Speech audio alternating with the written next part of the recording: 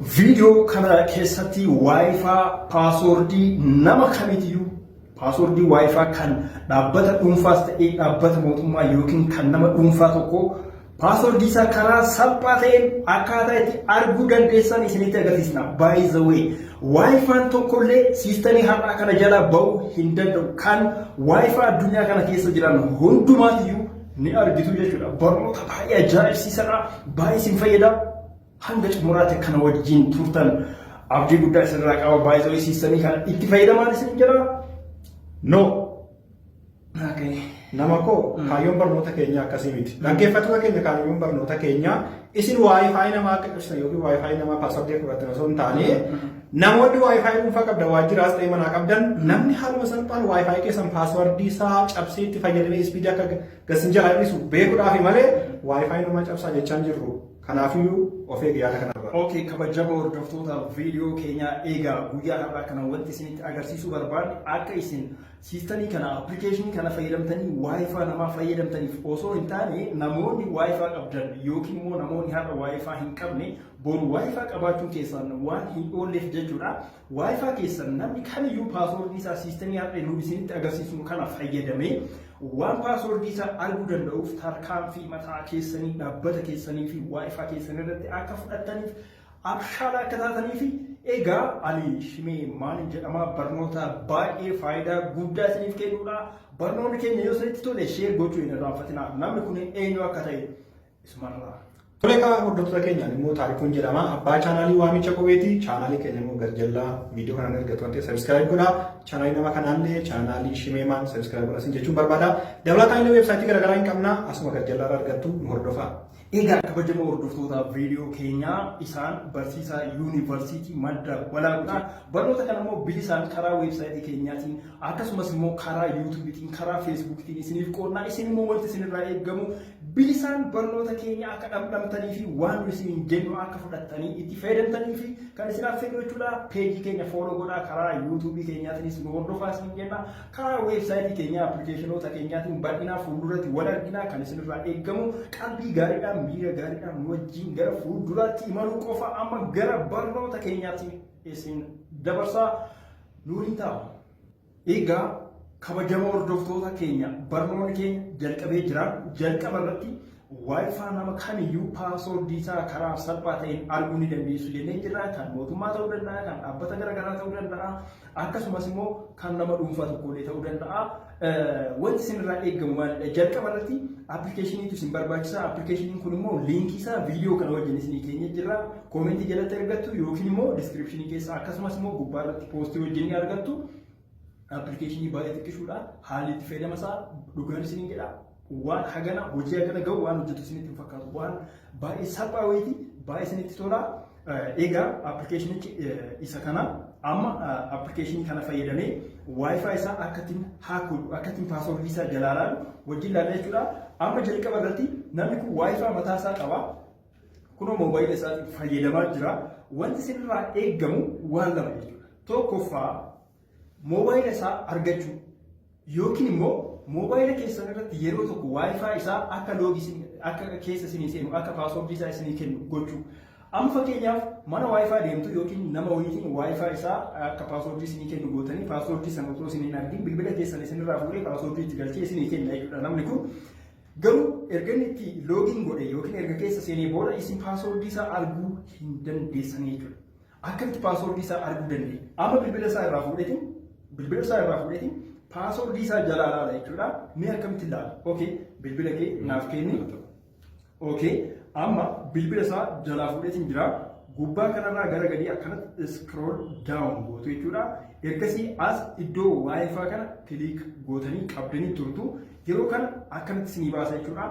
Fakkeenyaaf Wi-Fi nama kanaa Samsung A6 jedha jechuudha. Gubbaa kanatti Wi-Fi inni connected ta'ee jiru. Wi-Fi inni qunnamee jiru.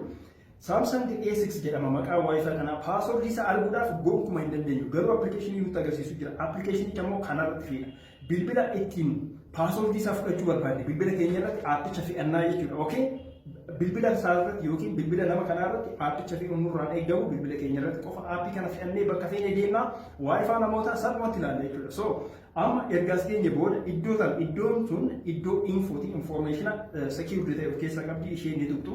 Isheen yeroo gadi tuqxan gubbaa kanatti Wi-Fi QR code kan jedhu qaba. Wi-Fi QR code kan jedhu kanarra gadi tuqna. Yeroo kana QR code nuuf baasa jechuudha. QR code yeroo haala kanaan kunoo ifaafuu isinitti mul'atu jedhee yaada. QR code yeroo haala kanaan nu baasu wanti nurraa eegamu appilikeeshinii keenya kan bilbila kanarratti fe'annee jechuudha. Appilikeeshinii liinkii kana tuqxanii argattan jechuudha. Isa gadi tuqxu. Yeroo isa gadi tuqxan appilikeeshinii keessan kallattiidhaan iskaan godhuuf deema jechuudha. Iskaan gochuudhaaf deema. Haala kanaan akka kaameraatti isinii bana jechuudha. Yeroo kana QR code kanatti agarsiistu jechuudha. QR code kana jechuun koodiin kun QR code jedhama. Isa kan akkanatti agarsiisna. Okay, amma nuuf fudhatee jira. Password isa amma bilbila isaa deebisuuf hin danda'a. Hooda bilbila keessa. Okay. Amma bilbila isaa fudhateetii jira. Password isaa argeetii jira. Maqaa Wi-Fi isaa kunoo asitti akkuma argitan Samsung A6 jedha. Password isaa immoo kunoo asitti password jedhee nutti agarsiise kunoo password jedha.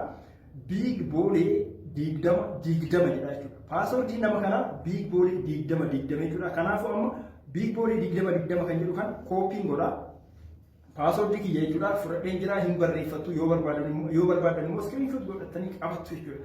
Amma Wi-Fi mana kanaa password isaa argatanii jirtu jechuudha. Dirqama abbaa mana sanii ta'uu hin qabu. Namni kamiyyuu Wi-Fi sanarratti kan loogiin godhee jiraate fayyadamaa itti jiru. Namuma biroorraa bilbila fudhatanii namni sun Wi-Fi isaa fayyadamaa jira yoo ta'e iddoo infoo kan reefu isinitti agarsiisan tuquudhaan salphumatti jechuudha password isaa fudhachuu dandeessanii jirtu jechuudha. So amma loogiin godheetiin isinitti agarsiisa. Amma ni seenamoo hin seenu kan jedhu wajjin kan laalu ta'a. Amma Wi-Fi tuqeetiin jira. Samsung A6 password na gaafata. Password isaa Big Boolee jedha.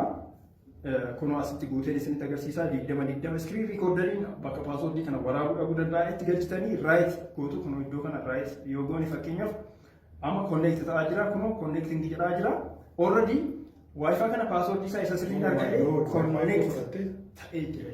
So karaa biraa hoo karaa lamaffaa barnoonni karaa lamaffaa immoo akkana mana Wi-Fi tokko deemtu yookiin Wi-Fi dhaabbata wayii gaafa tokko password isaa isinii kenna amma bilbila nama biroo sun fayyadamin bilbila kiyya qofaani password nama kana save godhadhee qaban akkamittiin save godhee qaba wajjin kan laalu ta'a.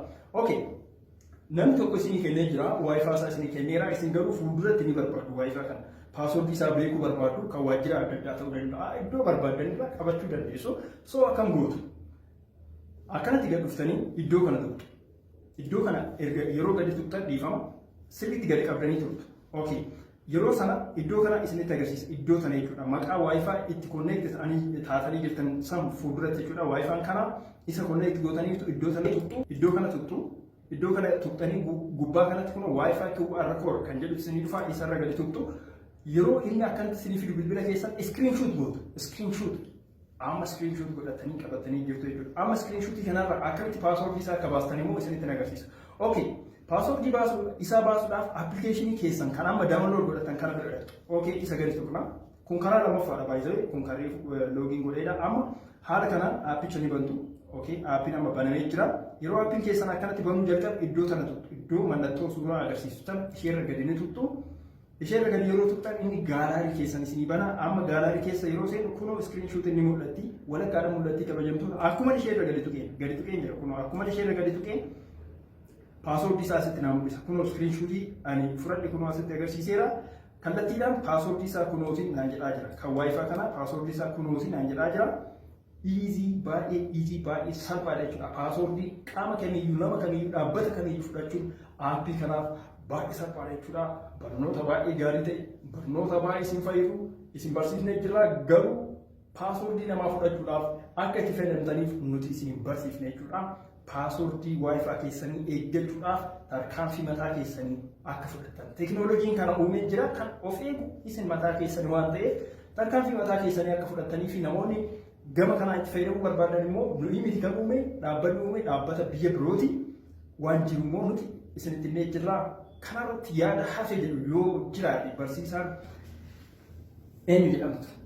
Tole ka hordoftoota viidiyoo keenya Egaa viidiyoo keenya jalatti fudhatina paaswordii namaa akka cabsaniif miti paaswordii waajjira namaa akka cabsaniif miti kanaafuu ofuma keessanii paaswordii wifi keessa namni akka fudhatu danda'u isinitti mufidha. Egaa viidiyoo biraa keessatti immoo namni paaswordii wifi keessanii fudhatee jira yoo ta'e itti fayyadamaa jira yoo ta'e akkamitti akka adda baafatan viidiyoo biraa immoo isin hojjenna aappiin kanallee adda baasu jira waan ta'eef egaa barnoota keenya har'aa waan guddaa akka argatan abdii qabnaa nu hordofan wajjin taasisan jechuun barbaada. Barnoonni keenya har'aa kanumaa turtii gaarii. Turtii gaarii isiniif haa ta'u galatooma. Baay'ee baay'ee. Nagaatti.